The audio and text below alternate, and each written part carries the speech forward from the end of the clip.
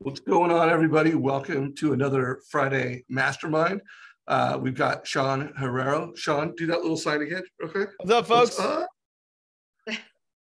Good. So Sean is actually going to go second. So to facilitate this, you have Deb Bird and I. We both wore the same shirt, and that was purely coincidental. It's By the just way, genius minds thinking alike. Exactly. I like that. Genius minds thinking alike. But by the way, guys, I'm traveling. And if I was a loan officer, I would have gotten 2 loans already on this trip. I've had people come up to me and go, "Oh, you're a mortgage coach?" And I'm like, yeah. And they're like, "What are interest rates?" And I was like, just seeing how far I could have taken it. I gave some free advice out there and could have had a loan. So if you want to get a t-shirt that generates loans, you can get them on the Win by Noon store. Check it out, winbynoon.com.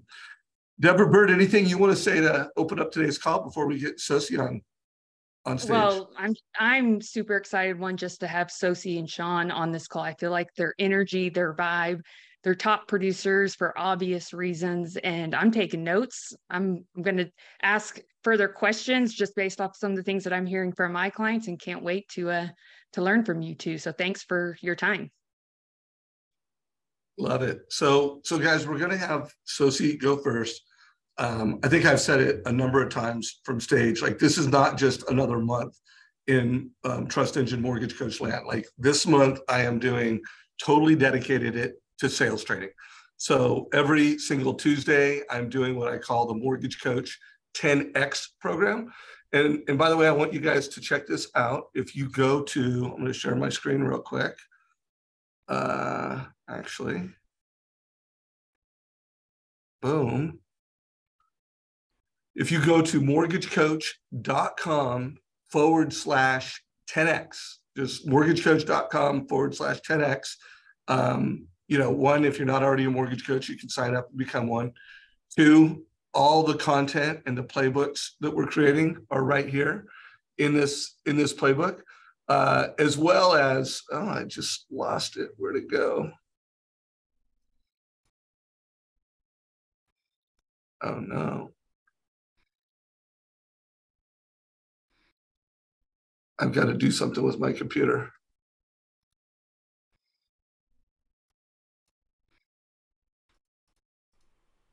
Sorry about this.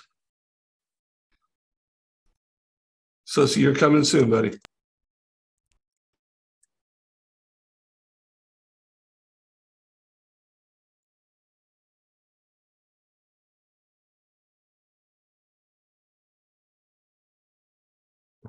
One last chance, guys. Sharing the screen. Wanted to make sure that you saw, one, you can sign up for next Tuesdays at this page. You can get the recording from last week's. It was Jeremy Forcier on how to win with rate shoppers. And then there is training built into this page. So online training built into this page. And for actual training on how to use Mortgage Coach, that's all built into this page. So just reminding everybody, this entire month is sales training. Now, when Sosi agreed to be on this call, I said, "Hey, Sosi, let's come in and do some very specific, training on the top strategies you're using in the market." And Sosi said, "I think that's good, and I'm game for that." But Sosi, you had some other things you wanted to share with folks that you thought would be really valuable to the mortgage industry. Let's start with what you think should be the message to kick this off. Yeah, one of the things I'd start off with is, first of all, I'm really excited to be here again. And Dave, I'm curious to see what Scriptapalooza script you use to answer the "what's your rate" question. But that could probably be another one. The next one, with what I wanted to start the conversation on, right, is just some vulnerability, because I can't imagine I'm the only one in this circumstance, right? I look at wisdom from Sean and kind of the stuff he shared as well. And when I've heard him say, "Hey, I went to these events and I'm super surprised that the industry is doing bad because I'm so hyper focused in my own little box and I just compete with myself," that I just didn't know. Right. And so I look at his wisdom and I'm like, shit, or excuse me. I'm just like, dang, that's how I want to be. Right. Like, and I'm learning those lessons. And so as I'm going on this journey, right, this is my 7th year in the industry. I had a ton of success that really kicked off at year 3, went to year 5. Last year was still great. This year is a reinvention year. I'm really excited about this year. And what I've learned is that the people like Sean who have already put these lessons into action, this wisdom is really good wisdom to listen to. And so as I'm growing, I thought I would just share just in case there's other new loan officers coming down the journey as well. If I'm a few steps ahead of you, here's what I want to make sure you're aware of. This year kicked every single person I know in the teeth, right? It has been a very, very humbling year. And the mentality I had to have to know no one's going to come to my rescue.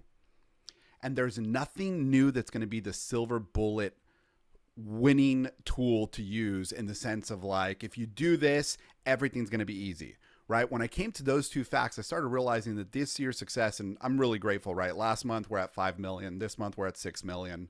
And we're just continuing to see the progress. The lead flow is in. We're having a lot of conversations. But what I'm identifying is I am riding a bike uphill.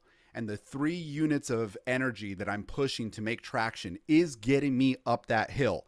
But as soon as I let go of any traction, I'm just rolling down. So the necessity to know, hey, I need to be the person who drives myself every morning to have my routines, to have accountability, to have the push, to make myself be fed with the right mindset is an imperative for me to keep pushing up the hill. And second, I need to also understand that the fundamentals, right, are the ways to make this work. And what I mean by that is it's always been the same game, right? Tim Brahim is one of my personal coaches. And one of the things that he says all the time is the person with the most friends wins.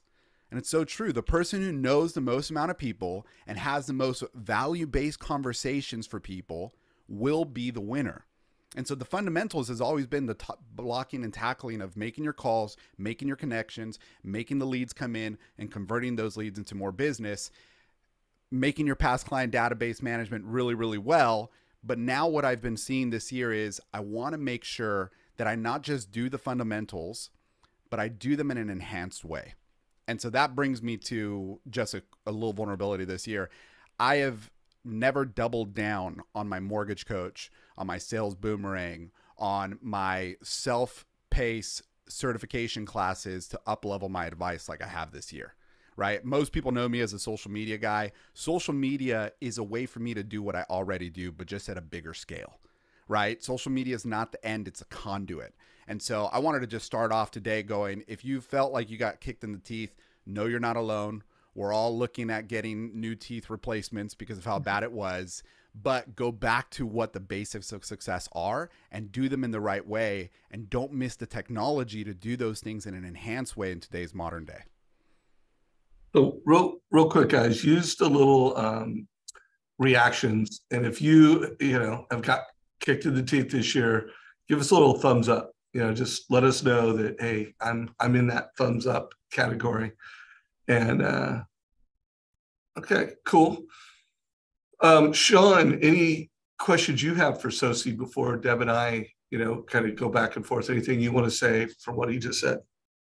I have nothing to say. That was amazing. I think everyone's feeling it, and there's a lot there that I can resonate with. This isn't easy, and go a bike uphill, all of that is spot on. And it's good because those that don't want to pedal uphill, you won't be here. And those of us that want to, it's just going to keep growing. Right. So, no, that was fantastic. I think we could probably just end the call on that. Thank you, Sosi, for being here. Let's go keep pedaling. Yeah. Love that. Deborah, any direction you want to take this? Well, I love that you address the fact that you may be reinventing yourself, and also that social media is just one aspect of it. And I think those who are dedicated to creating content, just like you and Sean are, it's almost a form of accountability to make sure that you are consuming content or consuming data or maybe taking new certifications so that you have something of value, not just fluff, not just noise, but actually something of substance. that will make an impact. And both of you are just great examples online. If you guys aren't following these two, I refer to them a lot with my own clients of just examples, because believe it or not, I have a lot of male clients who say, yeah, but I'm not blonde or young. It's harder for me to be online. And so I'm always looking for other male examples like you two. I know it's such a BS excuse sometimes, and excuse my, just being frank, but thank you for being committed to sharing financial truth online. And I think you guys are great examples of doing that, even with Mortgage Coach and your TCA. So great job. Well, one, I'm just slightly offended on the that everyone else is young. That thank you for that. Blonde female is what they were referring to. No, but can I just ask one quick question to Sosi on this, because this is something I hear a lot. Is, so you said you do a lot on social. What percentage of your business is coming from the video, directly coming from the videos you make on social? So year to date is a lot lower. We've been trying some new pieces with ad spend and different campaigns there.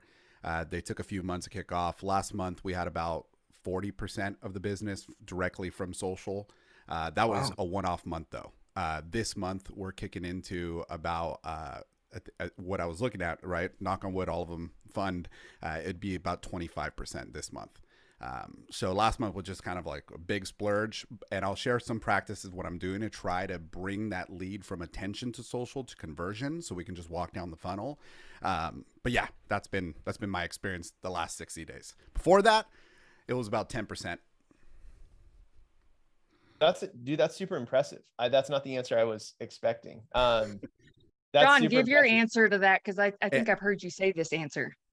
And to clarify real quick, I am also counting the realtor relationships I created just from social as well. Okay, perfect. Okay, that's the answer I was expecting. So, good. The reason I wanted to say that is what everyone expects. I think Sosi probably hears all the time is, how many leads did you get from that video? It's not what it is, right? It's I tell people that none of my business comes from the videos that I make, but all of my business comes from the videos that I make. Because it's not, I don't look at it as a direct consumer lead generation tool. I look at it as providing value to people that will in turn create relationships. So it sounds like that we're on the same page on that, but dude, it's still at very, very impressive numbers. Thanks, man. Yeah, we've had some good success. And to even just start off the conversation, and Dave, I'm sure we're going to jump into this now, but one of the things I know Dave has asked me in the past, he's like, hey, can you clarify like how you use MortgageCoach, right? I got to be really honest. And I think Sean and I have very similar stories as far as when we started origination for ourselves. We came from support backgrounds, right? He had the AE background, if I understand correctly. I was in a marketing role where I connected realtors and loan officers to work together. And I know for me, I looked at loan officers and I said, you're not doing half the crap you're supposed to, right? So if you're having that much success, how much more success can I have? And so I jumped in and proved out all the advice that I was telling people to do. And one of the first steps of advice was every single person needs to have a mortgage coach. So I'll let you know at this point, I've helped hundreds of families. I've never done one conversation without a mortgage coach. So when I get asked, hey, what is mortgage coach like in your process? Well, mortgage coach is like, it's just part of the process. Like there's not even like a understanding of like, hey, when do you do it? When do you pull it in? Every damn time, like legitimately. Every conversation I have with a client, even when somebody's asking me, hey, what's the potential monthly payment on this? Even if I'm not in a consult, Mortgage Coach is my mortgage calculator, right? Like it is every single use for me. It is threaded through the DNA of my business. It is a massive reason why I've been so successful. And so to start off, anything that I share today, I just want to show you'll see Mortgage Coach threaded throughout it because it's just part of my business. Like it's irreplaceable in my business now.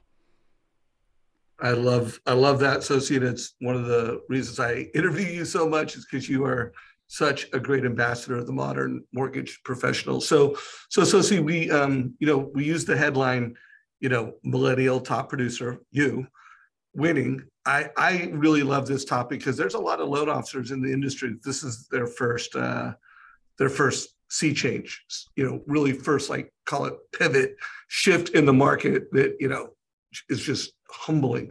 This is your first time, right? Where you've seen even you. Yeah, 2018 was the closest, but that was so short-lived. And when did you start in the business? When as a full-time loan officer? This is my 7th year, so 6 years ago, whatever math that is. 2017.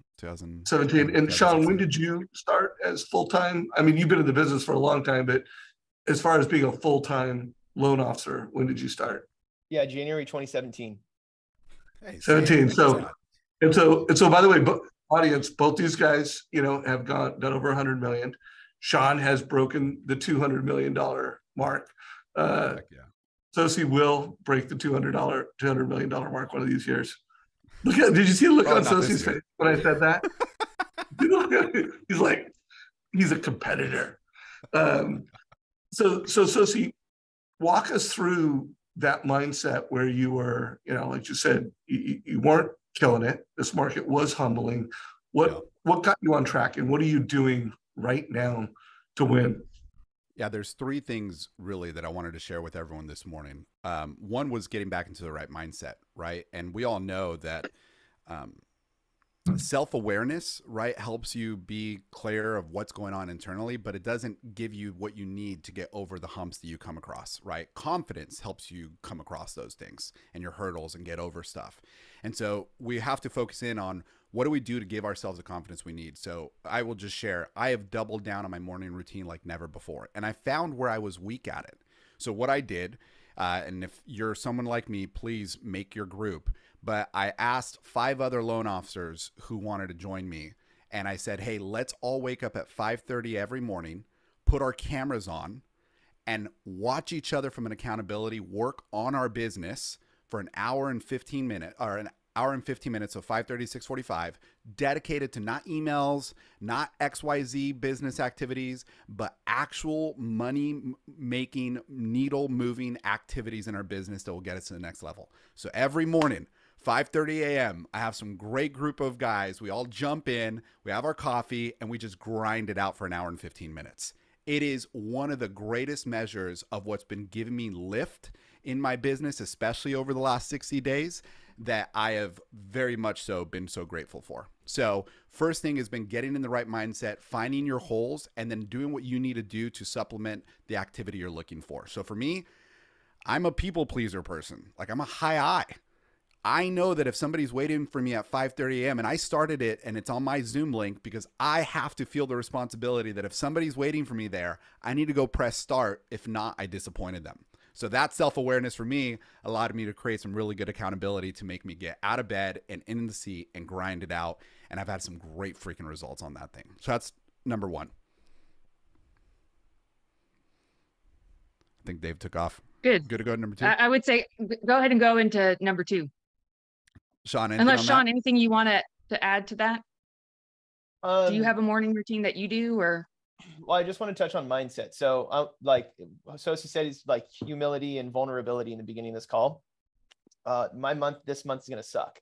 Last week, I did not get one new loan application. I did not get one deal into contract, and I had a freak out moment. And I was like, dang, what did I do wrong the last 30 days, right? How is this possible with everything I do all day, every day? How is this possible?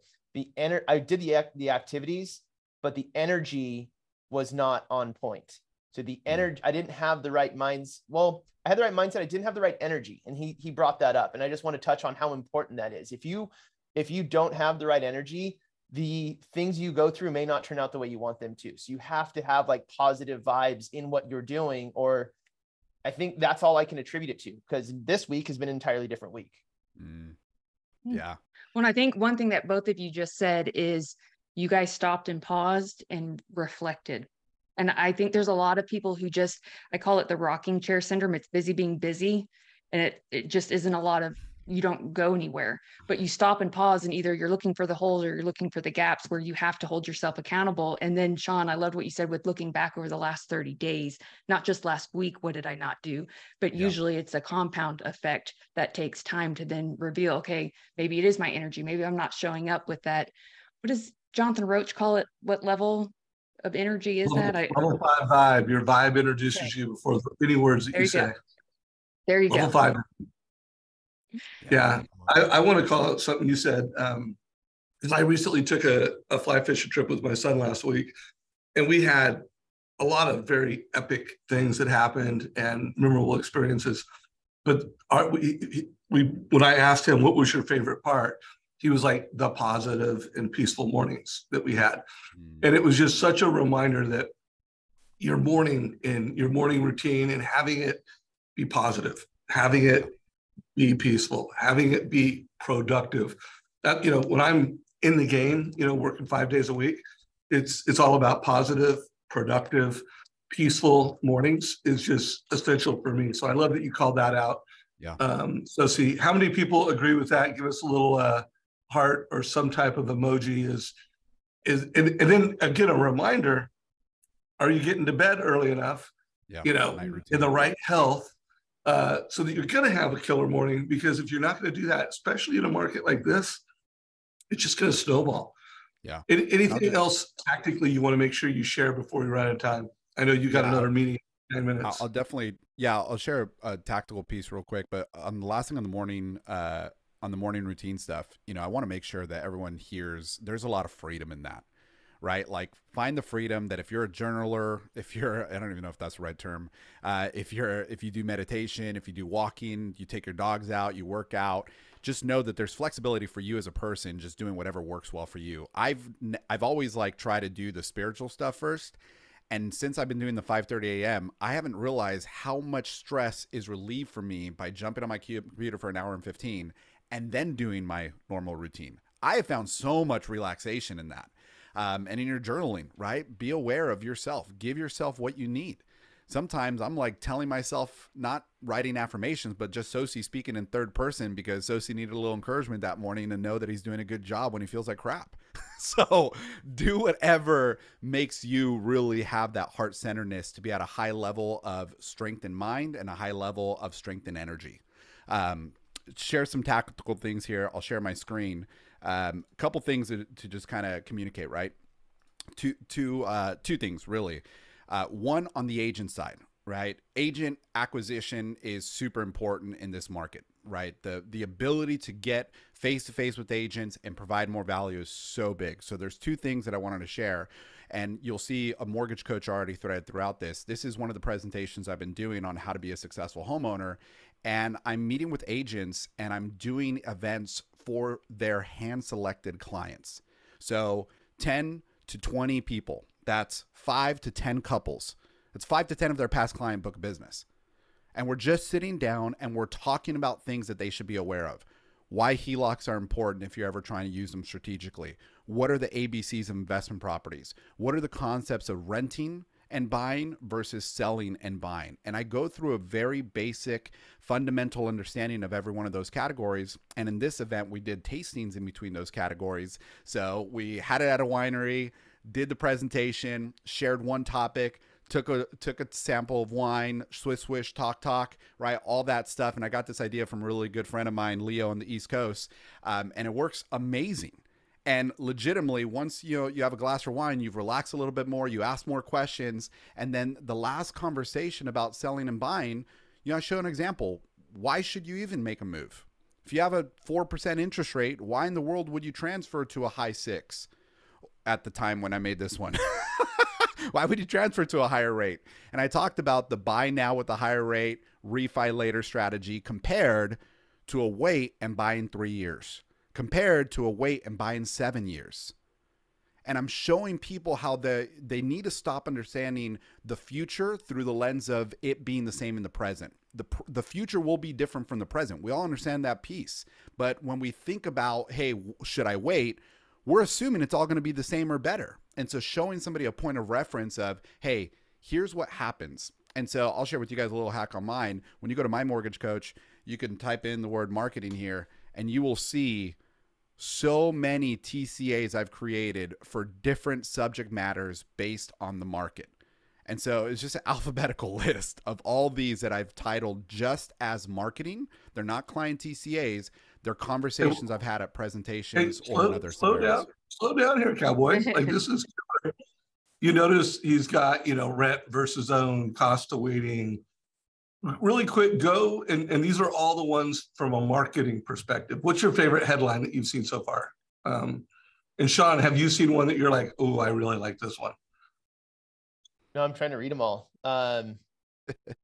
Yeah. But yeah, I don't know. There's a lot of good stuff in here. You can tell.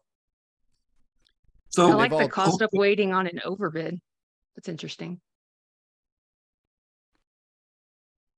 Again, speed to need. These are very specific strategies that are addressing very specific needs that are very specific to this market.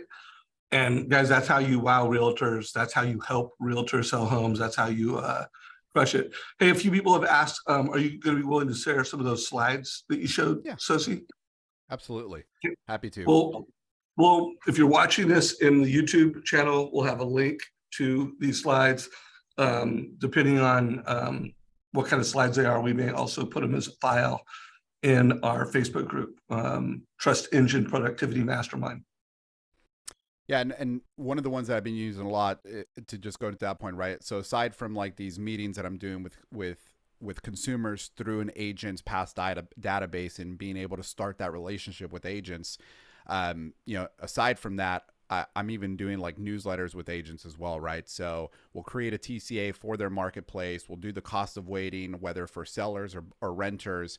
We'll create those together, Zoom, right? One of the things that I've been working on specifically this year is branching out into new marketplaces. And so I have agents now in Arizona, Tennessee, and Florida. And one of the ways that we're providing value to their clientele is getting together, Zoom meeting, record a newsletter. They introduce me. I pop in, I do a cost of waiting for their sellers, for their buyers, so they can send it to both different type of clientele they have in their database. And that's another value add.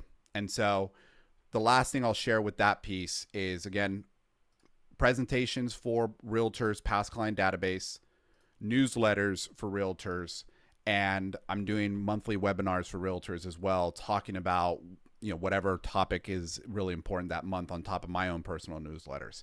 And so what you'll see is like temporary buy down explanations with the TCA that I put into my slides, 7-year appreciations. And then even when I go into looking at rent versus own, I've taken the tax savings and the rent analysis, or the tax benefit analysis, and the rent paid over 5 months, and I've put those into other slides as well. So my big takeaway, if I summarize this, because I know I just went over a lot of content in a short time, but my takeaway is, for the local lender, MortgageCoach, right? One of the biggest lead sources is realtor. We all know the fundamentals are reach out to your realtors and give them value. If you're not doing a TCA, please realize you got to just do TCAs. There's like no sell point I think I can even give on it, because it's such a moot point, right? It's like you're not using the internet, right? Like it's just like obvious. So if you're not using TCAs, please use TCAs. But if you are using TCAs, what I would offer you to consider in your marketing and value to your realtors is create presentations, whether the TCA alone or you customize into other presentations with newsletters, monthly webinars, or events with your realtors. Use your TCAs throughout them in a very strategic way to provide value and earn more business. Love it. Love your slides. Love that lesson. Got a lot of takeaways. Sean, anything you want to say or ask? Jude, I love everything you're doing. And I like how, just a note I took was how you're building in the graphs into your look and feel. So being a marketing and branding background, people can feel that, right? Like everything about the layout of your presentation, it was not paste in generic MortgageCoach screenshot. It's with intention to provide that. And that I would attribute that to your history. And I think that can be one of the big differentiators. Yeah. Thanks for noticing that. I haven't even put that together. So that's a huge compliment that it stood out. Well, I think the other important thing there is not all learners are the same. Like some are auditory, some are visual. And so even if it has to be a hodgepodge screenshot of a graphic, the graphic and the data validates your words, because I think sometimes loan officers forget, and I see a lot of talking head videos where it's a lot of lip service, where, you have to be aware that some people are still looking at you as a salesperson. Like you obviously have an interest when someone buys a loan and they're thinking that. So a good way to flush out that noise and to not just take your words, because let's face it, we know that people are, the distrust is now the default. Use the data, the third-party data, to validate what you're saying, and use it as B-roll footage if you're doing a talking head video, because people just don't always trust what you say, but they will trust the data, especially when it's third-party data too. Yeah, I love it.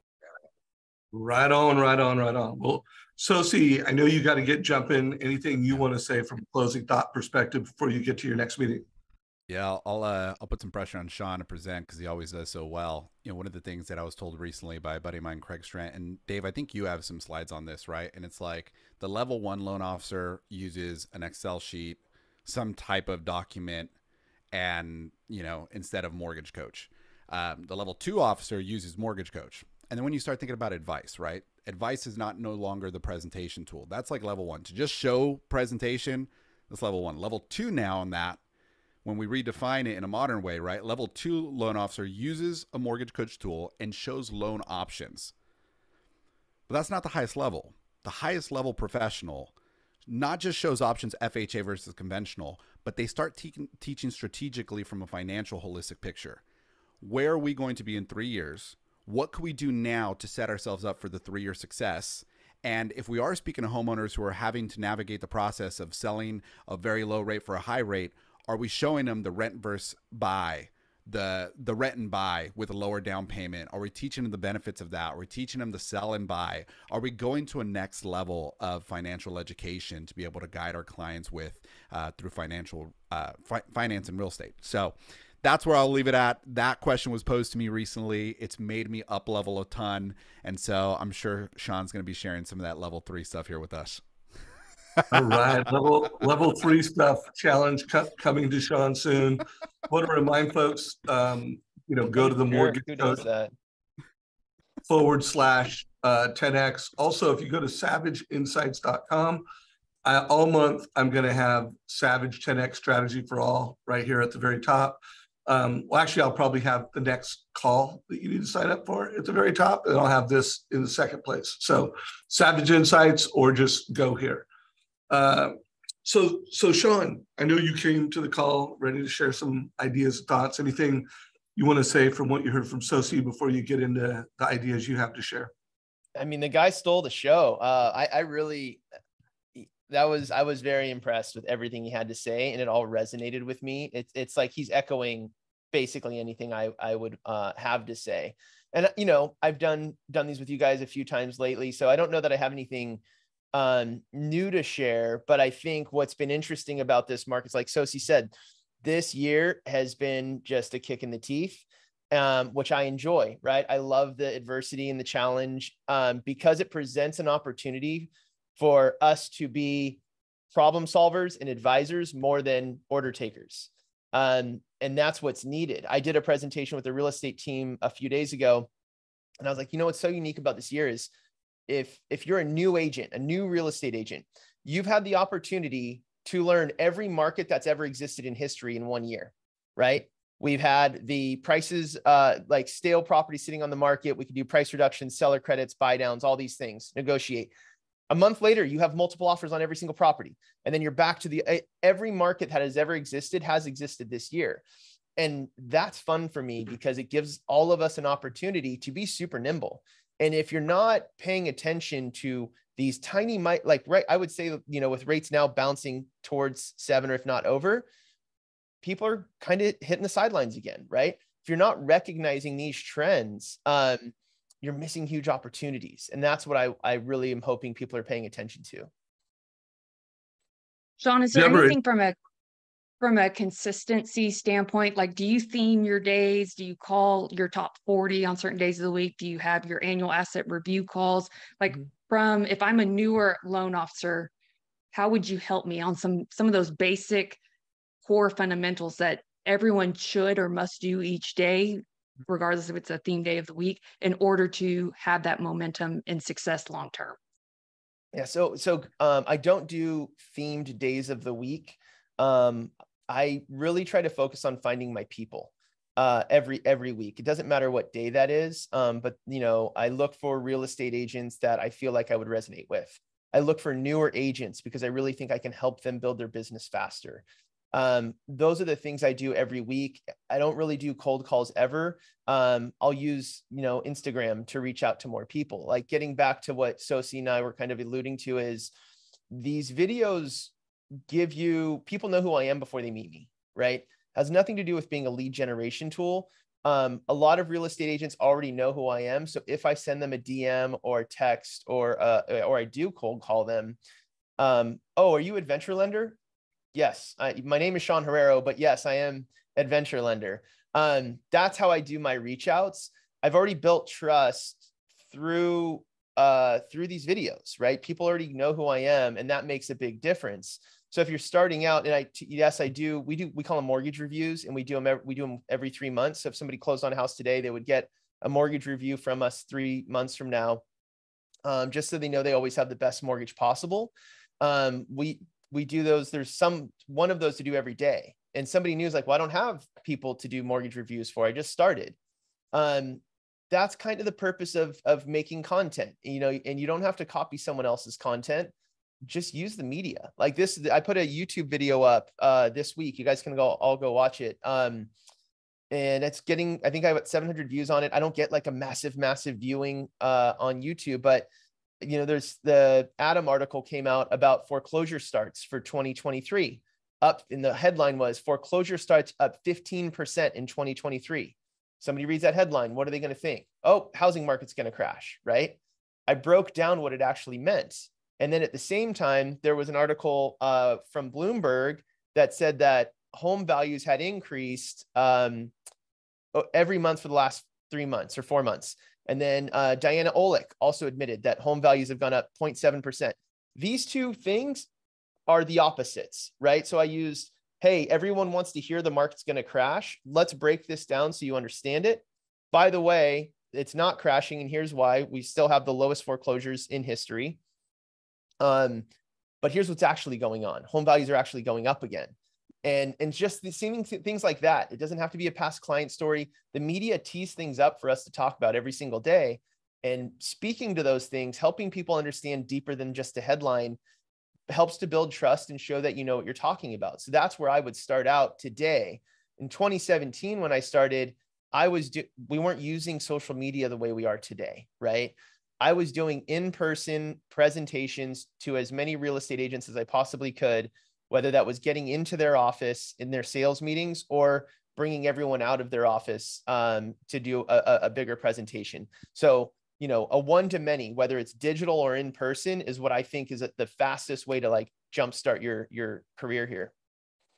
Do you still do any of those, whether it's via Zoom? Like, are you doing the monthly events or webinars for agents still? Yeah. Yeah, I am. I try to, and you know, it's again, attention shifted. It seems like they're not as interested in learning all these things. And I think what you're presenting needs to be really important. Like I saw a loan officer posted something on social this week, basically saying, you know, hey, realtors, what do you want to learn from, you know, in mortgage for my upcoming lunch and learns? No comments, no nothing, zero engagement in that whatsoever, because they don't want to learn, right? I think what I go to is using that video of here's how I can help to educate you so you can educate your clients on why this is such a great opportunity to buy homes. Teach them how to market, right? I think that's really what people are looking for.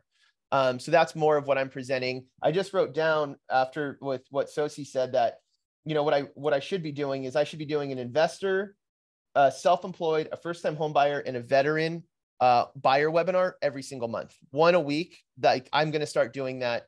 I'll start marketing this month and starting in September, right? Why am I not doing those 4 things? So you got that from Sosi today?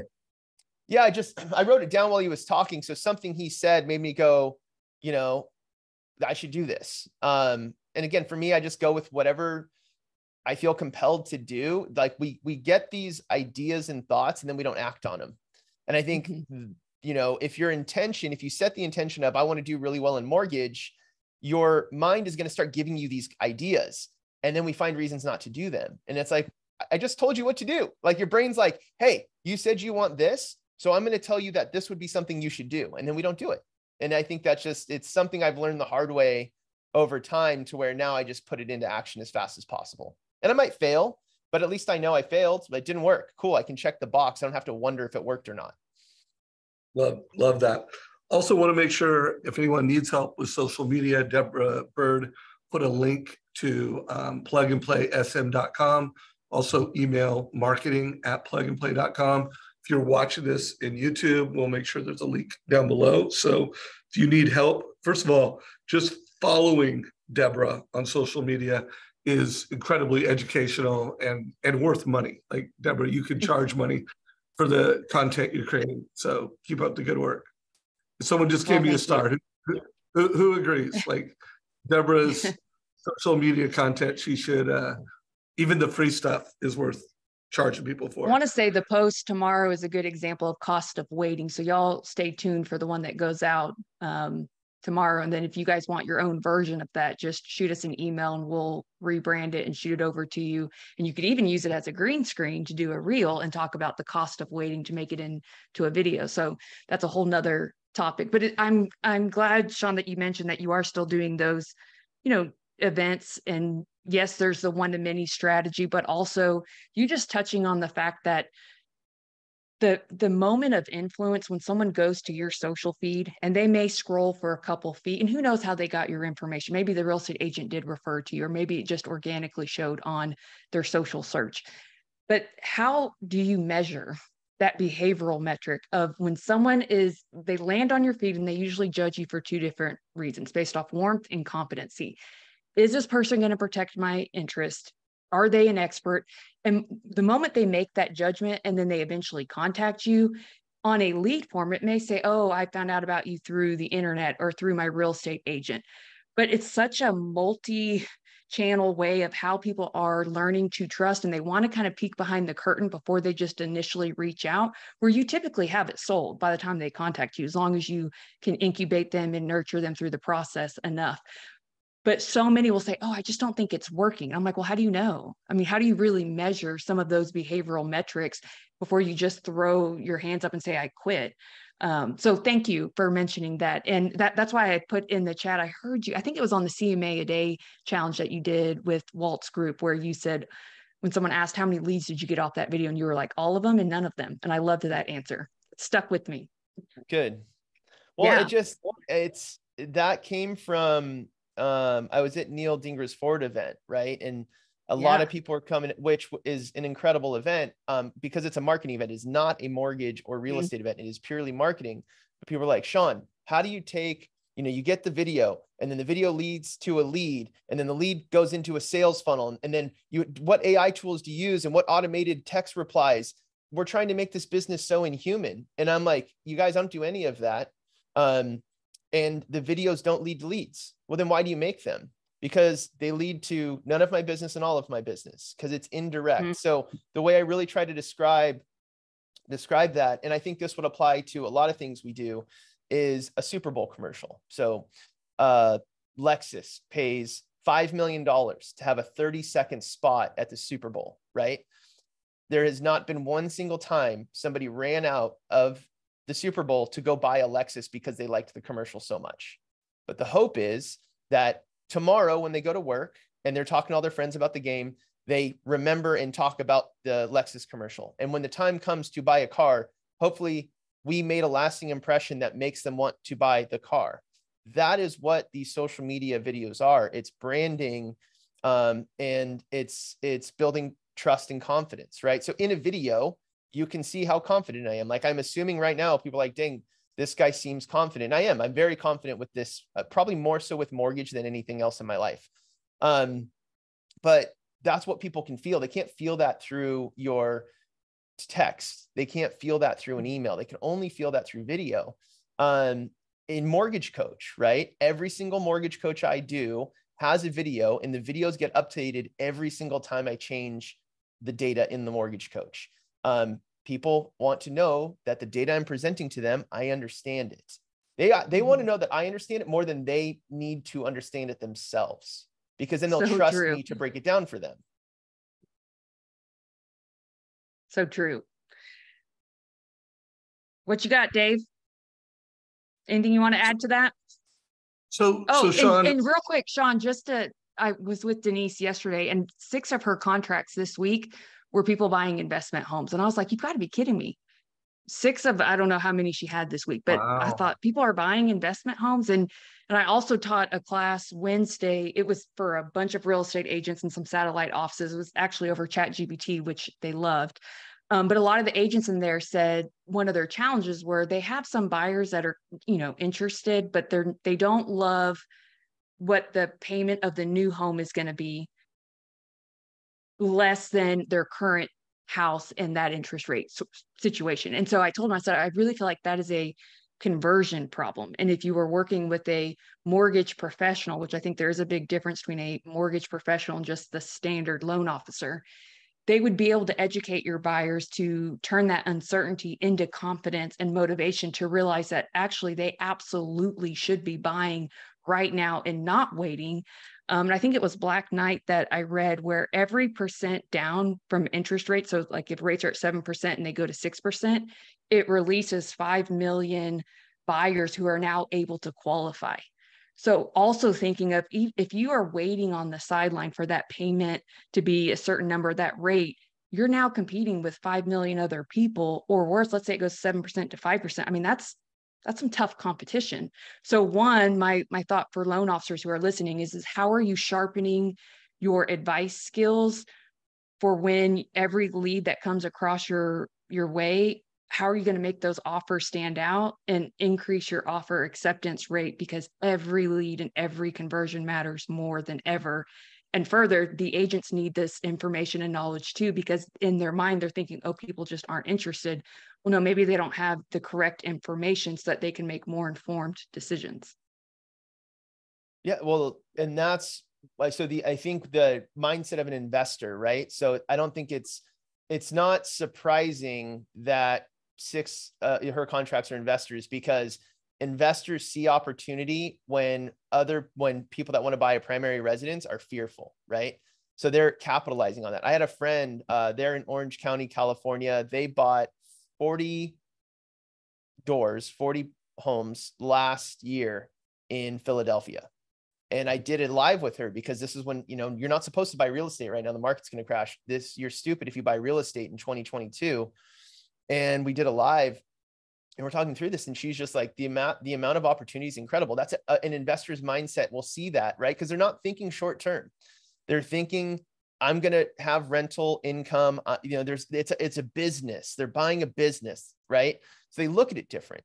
They're not fearful of losing money because it's a long-term play. What I can't get over and continue to educate on is we have to stop looking at real estate. If we're buying it to live in, we have to stop looking at it as a day trade. We have to stop going into it saying, well, what if values drop tomorrow? One, they won't, because with what you just said about Black Knight, when you have 5 million more people come to the market with no inventory, where do you think home prices are going to go? They only have one place to go. So we can help people overcome that. And I use MortgageCoach to do that constantly, because I believe in showing, not selling, right? We want to show them how it works, not sell them on it. So investors get it. The mindset is different. And so if we can teach first-time home buyers to have an investor mindset, they will be more successful homeowners faster. And that's the challenge. It's not easy, right? I think it's really simple, but it's definitely not easy. Hey, Sean, I don't know if you can come up with an aha on this. If you can, it'd be cool. But, now that you've done thousands of mortgage coaches, you've had a lot of consumers go, wow, I never thought of my mortgage like that. Like, you've created that advice matters aha with consumers. You've done it with realtors. And I think a lot of loan officers who haven't done this multiple times, they don't even know what advice is. Like, when we say advice over price, they're just like, whatever that means. Can you think of any TCAs that would really do a nice job of creating an aha, like, oh, wow, mortgage advice matters, Anything come to mind? Yeah, I mean, the first one just on this subject, and I've shown this before. Let me see if I can pull it up real quick. No pressure at all, Sean. I know, of course. Live on a call. Here's one Can from, you just, give us an aha? Okay, let me see if this does it. Can you wow so us at scale? Let's see. All right, let's try this one. I have a feeling Sean a couple months ago told me, hey, we should just do a call where people ask me questions, because my strength is just making this shit up. And I'm like, so I feel like I started that just now, Sean. I think you did. You guys put your questions in the chat. If you guys have questions for Sean, let's throw them off.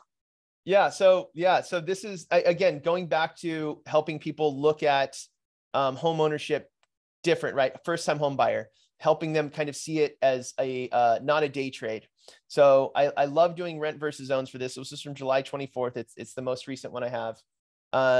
So basically, you know, if you look at this on its surface, $3,050 for my rent, that's $50 of renter's insurance, total monthly payment, mortgage, taxes, insurance, everything built in with a, oh, this must have been a VA one. Yep. So 0 down, right? 0 down veteran. Oh, I know I built this one. Realtor called me and said she had a buyer who was a veteran. They were looking at homes. They decided to table it because they were going to move to Hawaii in 4 years. So why bother buying a home if you're going to be out of here so quickly, right? And I said, I'm going to send you something that I think will help them look at it different. So I just used the rent they were going to look at, mortgage, 0 down. So it's only $1,300 more per month with no money out of pocket. They're paying down about $300 in the state of California from a tax perspective. So California state tax builds into that. I do not build federal in. And then their principal payment is $600 a month. So their mortgage payment's only going to be about $350, $370 more per month than it would be renting. But again, this is a short-term play, right? Why would I bother if I'm moving soon? Because with no money out of pocket, when you go to move to Hawaii, you're going to have $161,000 in your gross proceeds. Subtract out your realtor commissions. That is the down payment on your new home. And you're going to use your VA benefit again to get an interest rate that's below market, below what a conventional loan would be. When people see this to me, this tax benefit analysis over whatever months, I usually do 36 months, but since they had a 4-year plan, I did 4 years. This right here is the most compelling thing you can show to somebody who's renting, because human nature is, we are fear-based, right? Somebody is more likely to do something if you're going to take something from them than give them something. So if I went to my son and said, hey, I want you to mow the lawn and I'll give you $20, he's more likely to do it if I said, dude, if you don't mow the lawn, I'm going to take $20 out of your account. That's human nature. So when people see this, they don't go, oh, killer. Sean showed me that, you know, when we move to Hawaii, we'll have $161,000. We go backwards. Our minds go, I can't believe I've lost money by renting this long, right? They look backwards when they see this, even though you're future forecasting. That's my favorite thing to show people and help break down that, kind of get to that investor mindset. And again, it's like, well, Sean, oh, sorry, go ahead, Dave. Hey, before we run out of time, whoa, stop right there. Stop right there. Oh, no. Go back to there you go. So guys, this is where what you saw a minute ago is the consumer experience, is what the borrower or the realtor sees. This is what Sean created. So I just want you to see where, put your mouse over the option bar for short-term chat type. Short-term chat chart type. Oh, here. Yeah. So you'll notice he could have picked, you know, different options, but he picked the tax benefit analysis. And then you'll also notice underneath that for long-term, he clicked net worth. So now when he is, you know, creating that advice epiphany, he's doing it the way he did. So I just want to make sure everyone noticed those two features checked. And I guess, Sean, you said that's how you do it. So that's how you're creating the advice matters for first-time home buyers. This is an example, right? Correct. And what I wanted to show here is I use a property appreciation rate of 5%, right? So somebody is a first-time buyer who thinks there's no point in buying. So I go through this whole thing, go, you guys, you're going to have $160,000 after 4 years at 5% appreciation. Well, Sean, how do you know the market's going to appreciate at 5%? Well, if we're already seeing multiple offers with rates in the 7s, you know, where is it going to be when it's at 5? You're going to just have 5 million more people buying homes, driving prices up. So I'm going to go ahead and say that I think 5% is conservative. And this creates the opportunity to educate, right? Yeah, but Sean, how did you figure out 5%? And then you get to present it to them as a, well, let's have a conversation around that, you know? And I think that goes a long way. So Sean, one more edit I would have made on this is go back to the screen where you can, you know, adjust it, the analysis, change the long-term to 6 years for me, and then go to the consumer experience. And so now here's why I would go to the main screen and actually remove your personal picture. There you go. So now you kind of have a 1-2 punch. You know, the consumer said, hey, this is my plan in 48 months. And you're able to say, well, hey, and based on your plan, 48 months, this is where you're at. And then sometimes, you know, plans don't happen just the way you want. So let's just say it takes you 6 years.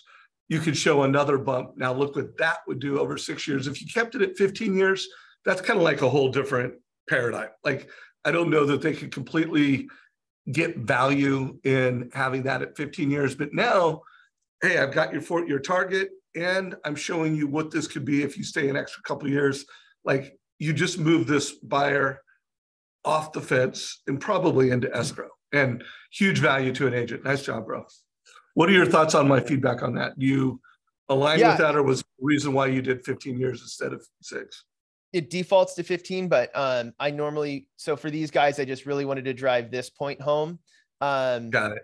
But I normally wouldn't have it match, right? So even if you made this 3 years, like if I'm looking at 48 months, let's just do that real quick. Let's just have it match, right?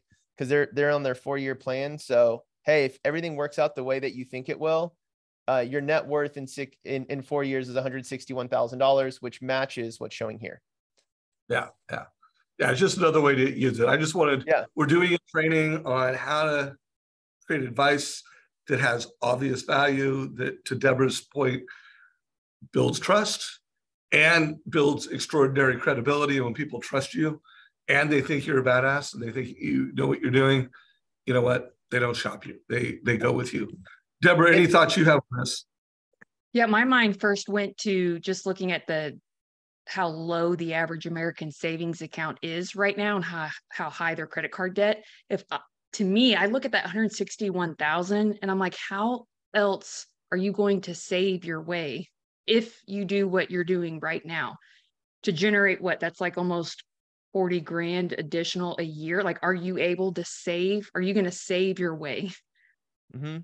Or is it worth spending however much more it was a month when you compared the rent versus buy? Like, to me, it's a no-brainer when you can isolate and create that awareness within them. That, again, that's what fuels the confidence and motivation for them to get out of renting, because they're like, holy cow.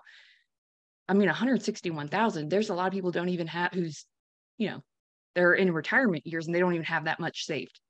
And you can do this in 4 years. Yeah. And I think, and that's a great point. If with people having as much credit card debt as they have right now, it's because people aren't good savers, right? They just aren't. So if the money comes into their account, they're going to use it. A mortgage is one of the best ways to force yourself into savings from a tax perspective and just principal reduction perspective. You know, I always tell people, set up a secret savings account that you don't know exists. No statements come to you. You just funnel money in there and you forget about it. Like that app Acorns kind of does something similar. Mm-hmm. A house is the same thing. And we just have to show them. And I just wanted to touch on one thing real quick that Dave was talking about. So when you guys are using these options, what I love about having the short-term chart, long-term chart type, you can think about the client. You have to be thinking of where their mindset is. So if these guys are out of here in 4 years and I leave it on total interest and MI paid, this has no relevance to them, right? Like, well, okay, cool. I'm going to pay $140,000 in interest over the next 4 years. That doesn't help me with the decision I'm trying to make. So we want to make sure to make it specific to them and not use just a generic default, right? So this person, I wanted them to see how much money they'll save quickly. Principal paid doesn't do it justice. It's not bad, but it's not great. Interest, not relevant. Very short-term thinking on this one. Total net worth, that's what's going to show them how they have $100,000 down on their next house in Hawaii. Boom, tailor and teach, and always be coaching. Everybody, those are you gotta tailor, you gotta teach, and you gotta always be coaching. You know, so been a fantastic call, Sean. Any closing thoughts before we hand it off to Deborah Bird to do the win by noon close? Anything from you, Sean? It's been a tough year. That's a good thing. Take advantage of it. Use everything that you're learning from MortgageCoach and from everyone here. Win by noon, Trust Engine, all of it, right? It's here are tools that will make you very successful in a difficult market. We want to shine in this market. Hey, Sean, could you forward a link to the TCA you shared during the meeting today, just so we can, guys, that will be in the show notes. Also to the MortgageCoach in the Trust Engine innovation team. Let's create a little micro clip out of that. And part of the 10X challenge, guys, we have a 10X playlist. So where I'm taking like, you know, videos that are, you know, 2 to 5 minutes out of this hour video, and we're putting them in that playlist. So stay tuned. We will have a Sean Herrero, I don't know what we'll call it, you know, the advice epiphany video. Deborah, closing thoughts for you. Well, I just want to welcome David. I saw your comment in the chat. So welcome to Mortgage Coach. You're going to be fired up to be able to use this tool for your own conversations. But just to summarize kind of the top 3 strategies that we talked about. 1, mindset, you know, audit your mindset, make sure you take time to reflect, maybe go do a fishing trip so you can rejuvenate and be excited to get back out there and increase your level of energy, because that matters when you show up. Also, train every day, meaning hey, Amanda, thanks so much for catching up on the phone. I was just look at the news, make sure that you're educating yourself so that you have relevant information to be able to share with your clients or partners, and then lead with advice, the whole advice revolution, speed to need. Make sure you go to the 10X website that Dave showed earlier and do your reps every day. Do the training, get good at using Mortgage Coach. Don't just default to one presentation. Like, now is the time where you're in training camp, guys. Like, you're going to have to pedal uphill. And so you got to do the work. There is no cheat code. There's no shortcuts. So give better advice. And that starts with what you consume and using the tools and technology so you can present the information in an easy and digestible way. So we have confident home buyers out there who are more successful homeowners. Love it. So this coming Tuesday, 9 o'clock, we're going to do another speed to need training. I'm actually trying to get Denise Donahue is my guest. She has not confirmed. She's seeing if she can do it, but it's going to be me, someone amazing. Deborah, see if you can give Denise a little push and have her to be. I see her tomorrow. So yeah, and if she does, you're welcome to join too. You know, yeah. So we do turn Sean, 40 this month, so we're taking a trip to Miami, the Nerd and Bird. Love that. Love that. Cool. Hey, Sean, thanks for your time today. Thanks for the value, brother. Take care, everybody. Thank you, everyone. See you guys later. I'm going to give Sean a little love signal on the way out. Let him know how much you appreciated him today. There we go. Take care.